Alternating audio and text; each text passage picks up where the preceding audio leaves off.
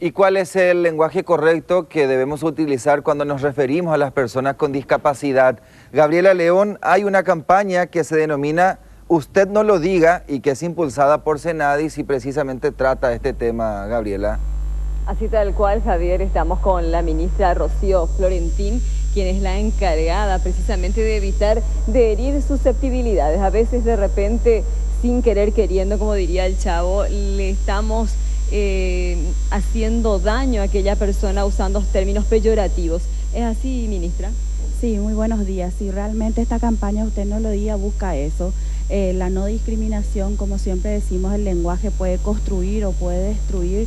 Y así como vos decís, a veces sin querer queriendo en el sentido de la falta de información, pero sí nos parece importante a través de esta campaña poder sensibilizar, poder también desmistificar de qué discapacidad se dice, no se dice capacidades diferentes.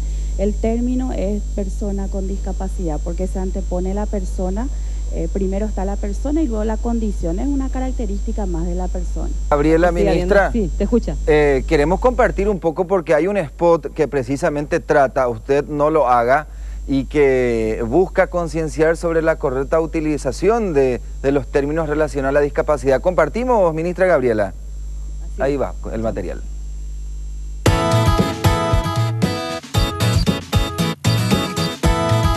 No se dice mongólico, se dice persona con discapacidad intelectual. No se dice sordomudo, se dice persona sorda. No se dice paralítico, se dice persona con discapacidad física. No se dice retardado o retrasado mental, se dice persona con discapacidad intelectual.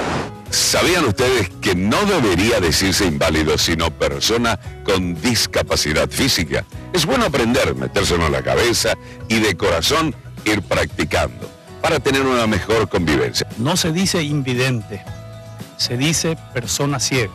No se dice minusválido, se dice persona con discapacidad física.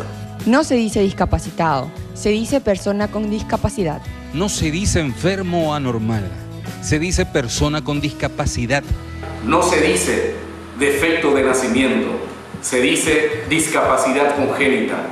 No se dice loco, se dice persona con discapacidad psicosocial. Cuando hacemos una observación o hacemos referencia a una persona, hablamos de esa persona con alguna discapacidad. Ese es el modo correcto, inclusivo, de hablar de nuestros semejantes. Estamos en ese proceso, estamos en esta campaña inclusiva por una sociedad justa para todos sus habitantes. Definitivamente no se dice es un discapacitado, es una persona con alguna discapacidad. No se dice mutilado, se dice persona con discapacidad física.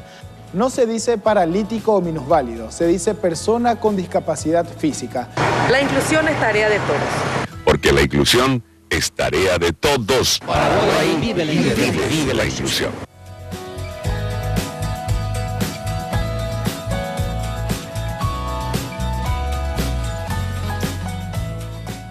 Qué buen trabajo, ministra, interesante, porque no solamente desde el lenguaje debemos buscar la inclusión, sino también desde la conciencia, y que eso es lo que muchas veces cuesta.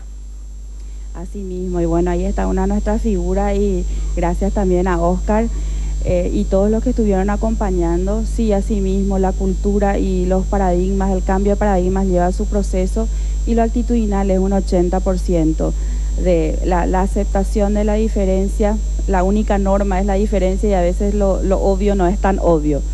Entonces también una invitación para mañana, que se recuerda el Día Internacional de la Discapacidad. Tenemos un conversatorio con comunicadores, que justamente es trabajar cómo desde el lenguaje se construye y se destruye, y cómo la comunicación es tan importante para esta cultura inclusiva. Perfecto. Tenemos que pasar mucho más realmente todo este spot, porque es maravilloso, Javier, y así aprendemos todos. Bien, gracias, ministra Gabriela, muy amable. Hasta luego. Muchas gracias a ustedes.